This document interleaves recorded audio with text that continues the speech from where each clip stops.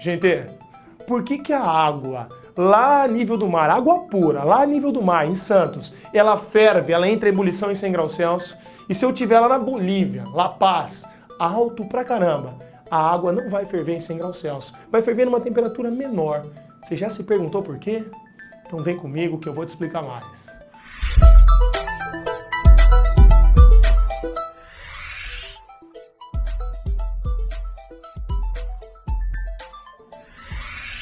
Gente, eu preparei essa aula para dar algumas dicas rápidas de propriedades coligativas para você. Eu quero que você se concentre nas 4 propriedades coligativas importantes, que é a tonoscopia, a ebulioscopia, a crioscopia e o efeito osmótico. Entenda que o efeito coligativo é gerado quando a gente adiciona soluto não volátil na minha solução ou no meu solvente puro.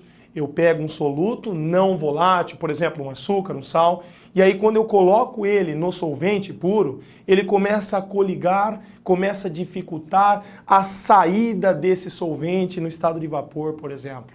Eu tenho uma interação solvente-solvente, vamos dar um exemplo da água. A água já faz a ponte de hidrogênio com outra molécula de água. Se eu jogo, por exemplo, uma glicose, eu vou ter que interagir a glicose com a água e a interação natural água com água. Então eu estou aumentando a coligação dessas moléculas. Então eu dificulto, por exemplo, a formação de um vapor. Eu diminuo a pressão de vapor. Então, rapidamente, ó, tonoscopia é o estudo do abaixamento da pressão de vapor de um solvente quando se adiciona um soluto não volátil. Só que se eu abaixo a pressão de vapor, o ponto de ebulição aumenta.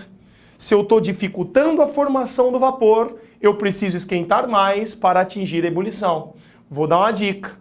Lembre-se que ebulição só acontece quando a pressão de vapor do líquido se iguala à pressão local. Olha aquela pergunta que eu te fiz. A nível do mar, eu tenho a pressão de 1 atm ou 760 milímetros de mercúrio. Então, para a água ebulir, ela precisa se igualar a esse 1 atm. A pressão de vapor da água se igualar a 1 atm. Se isso acontecer, eu tenho a ebulição, um estado de fervura.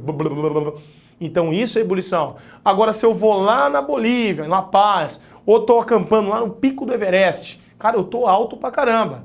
Então, eu estou alto, eu tenho ar rarefeito, eu tenho menor pressão local. Então, pronto. A água agora precisa igualar a sua pressão de vapor a uma pressão local menor do que 1 atm. Então é mais fácil, eu preciso de menor temperatura para entrar em ebulição. Entenderam qual que é o lance? Não dá para falar por aí assim, a água ferve em 100 graus Celsius. É um erro.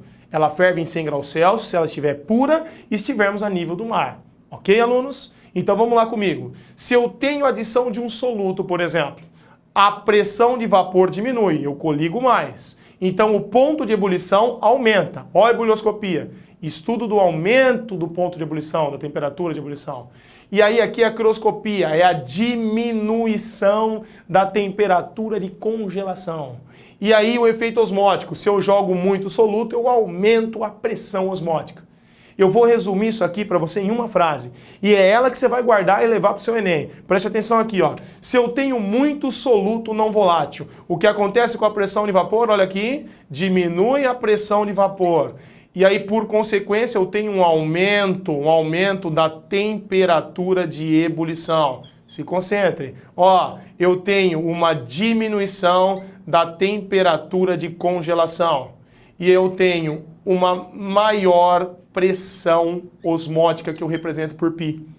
Então aqui a gente sempre brinca na regra da mãozinha, ó. Vou desse lado para te mostrar melhor, ó. Se eu tenho aqui muito soluto, eu tenho baixa pressão de vapor, eu tenho alta temperatura de ebulição, eu tenho baixa temperatura de congelação, eu tenho alta pressão osmótica. É só lembrar da mãozinha. Mais soluto, menor pressão de vapor, maior ebulição, menor congelação, maior pressão osmótica. Sempre assim, para cima, depois para baixo, depois para cima, depois para baixo. Grava isso, ok? Isso vai te ajudar muito. Confia em mim.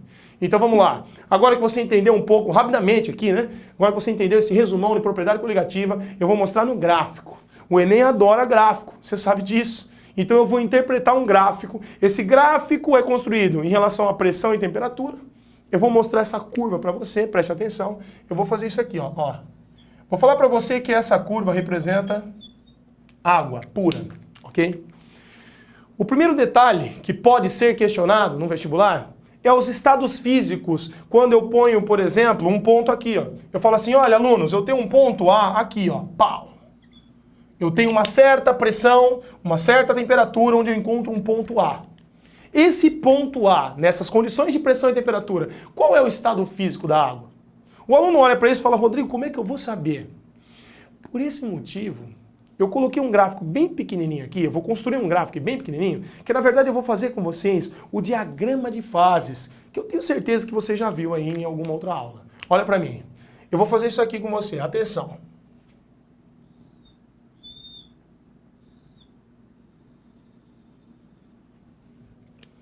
Galera, esse diagrama de fases mostra as regiões onde a água se encontra sólida, líquida, gasosa, ou até mesmo num processo de transição do sólido para o líquido, do líquido para o gás, ou até mesmo, tá vendo esse ponto aqui? A gente chama de ponto triplo da água. Nesse ponto aqui eu tenho os 3 estados físicos da água coexistindo. Então preste atenção, como é que você vai gravar esse lance aqui, esse diagrama de fase que eu chamo de cálice. Olha pra mim, você vai tentar colocar a sua mão ali, como se fosse segurar o cálice. Você vai começar por aqui, ó. Você vem com a sua mão aqui e segura o cálice. Ó, de novo, ó, minha mão vem aqui e eu seguro o cálice. Se eu tô segurando o cálice, que estado físico eu tenho? Segurando o cálice. Isso, muito bom, estado físico sólido, muito bom. O que eu coloco dentro do cálice? O vinho, ou seja, o líquido. Então aqui eu tenho o estado físico da água líquida, ok? E aqui, ó, aqui eu tenho o estado de vapor. E se eu extrapolar aqui, eu tenho o estado gasoso. Para fora aqui do diagrama eu tenho o estado gasoso. Mas enfim, grave isso. Sólido, quando eu venho com a mão, segurei em sólido. Dentro do cálice líquido, para lá, vapor. Beleza? Por que eu fiz isso? Essa curva que você está vendo, ela veio de um trecho do diagrama de fases. Olha o que eu vou marcar para vocês. Essa curva que eu tenho aqui na lousa, ela veio desse trechinho aqui, ó. Desse trechinho aqui, ó. Líquido, vapor. Então agora responda. Esse ponto aqui, esse ponto A, ele está dentro ou fora do cálice? Lembre-se que esse trecho aqui é exatamente esse trecho aqui. Então fala para mim, esse ponto A, que estado físico da água eu tenho? Muito bem. Eu tenho o estado líquido. Ó, acima da minha curva, eu tenho líquido. Se eu colocar um ponto B aqui, ó, presta atenção nisso. Se eu colocar um ponto B aqui, por exemplo, ó, pau, ponto B. E agora? Agora eu tô fora do meu cálice. Lembre-se que esse trechinho veio daqui. Então agora eu tenho um estado de vapor. Sim ou não? E se eu colocar um ponto na curva, gente, se eu colocar um ponto na curva, eu tenho a minha ebulição.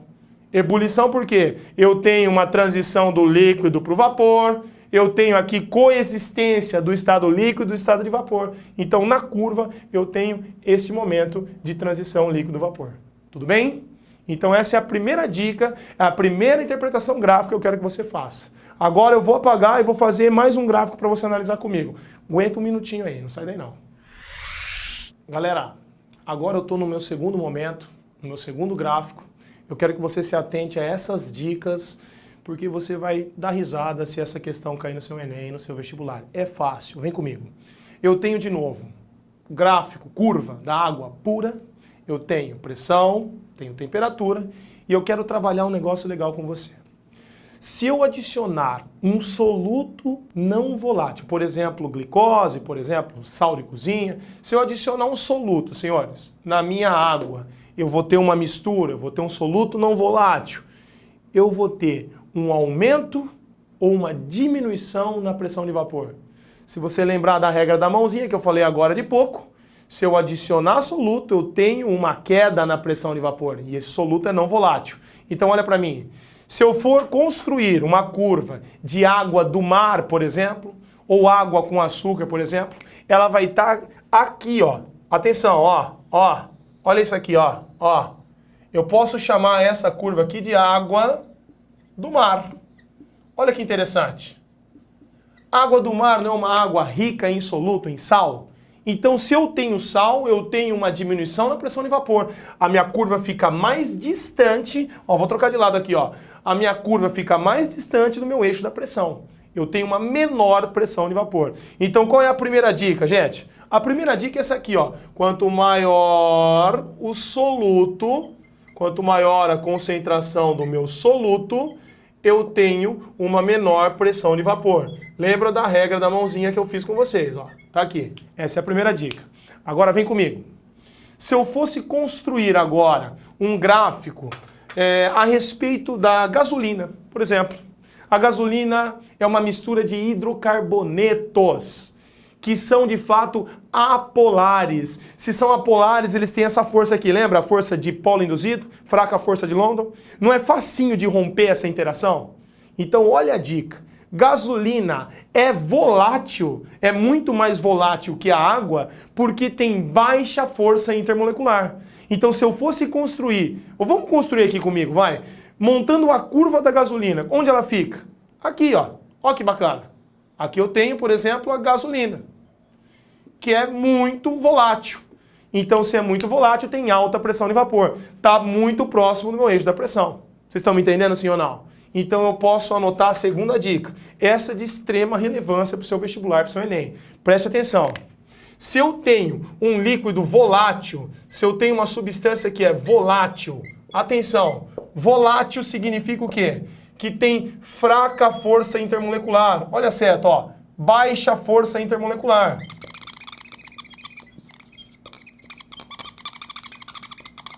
Olha aqui. Volátil, líquidos voláteis, gasolina, acetona, que a mulherada usa para tirar o esmalte, é extremamente volátil, porque tem baixa força intermolecular e, portanto, tem alta pressão de vapor. Esse é o lance. Essa dica é muito importante, gente.